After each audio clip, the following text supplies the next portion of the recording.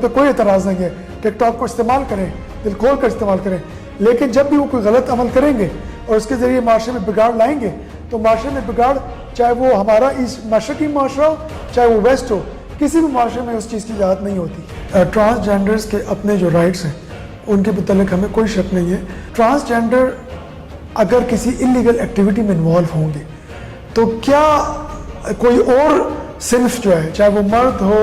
عورت ہو، اگر وہ کسی غیر قانونی کام میں شامل ہوں گے تو کیا ہم ان کو صرف اس بنیاد پر کہ ان کی صنف ہے ہم ان کو اجازت دے سکتے ہیں؟ نہیں۔ تو اگر ہم ان کو اجازت نہیں دے سکتے تو ہم ٹرانسجینڈر کو، چاہے وہ امورل ایکٹیویٹی میں انوالو ہے چاہے وہ کسی بھی قسم کے کرائم میں انوالو ہے، تو ہم ان کو کیسے اجازت دے سکتے ہیں؟ ٹرانسجینڈر ہونے کی وجہ سے ہم ان پہ ایکشن نہیں لے رہے، ہم ان کے غلط عمل کی وجہ سے ایکشن لے رہے ہیں۔ تو جو ٹرانسجینڈر اپنے آپ کو بالکل معاشرے کے اقدار کے اندر رہتے ہوئے بطور ایک قانون کو سمجھتے ہوئے اور قانون کے دائرے کے اندر رہتے ہوئے شہری کے طور پر رہے گا، وہ ہمارے لیے اتنا ہی قابل عزت ہے جتنا کہ ہمارے لیے عورت ہے یا مرد ہے۔ لیکن اگر وہ انلیگل ایکٹیویٹی میں ہوگا انوالو تو وہ ہمارے لیے کرمنل ہے، اور کرمنلز کے لیے کوئی صنف نہیں ہوتی، ان کے لیے صرف قانون ہوتا ہے۔ کہ جب میں 2015 میں SSP آپریشنز تھا تو اس ٹائم پہ ہمارے لیے ٹیررزم کا بہت بڑا ایک ایشو تھا،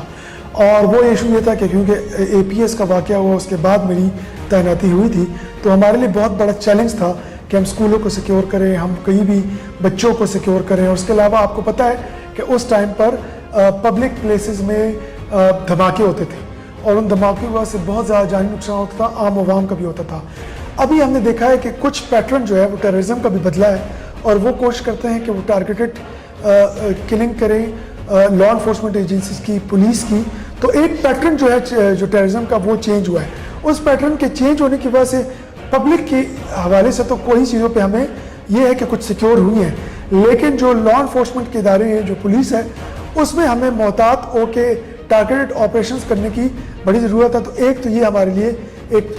ایمرجنگ چیلنج آیا ہے کہ کرائم پہلے اسکیٹرڈ تھا، تو ابھی آرگنائز کرائم جو گینگز ہیں، ان گینگز کی پروٹیکشن کے تحت وہ کرائم ہو رہا ہے۔ تیسری ایک بڑی چینج یہ آئی ہے کہ سوشل میڈیا اور ڈیجیٹل میڈیا نے بہت زیادہ ایوالو کیا ہے ودن 10 ایئرس۔ تو اب جو بھی کرائم ہو رہا ہے اس کے اندر ڈیجیٹل اور سوشل میڈیا کی انوالومنٹ ہو رہی ہے۔ ہماری کوشش یہ ہوگی کہ میرٹ کی بالادستی کو یقینی بنائیں، اور ہم یہ کوشش کریں گے کہ جو بھی ہم SHOs لگائیں ان کو ہم کارکردگی کی بنیاد پر،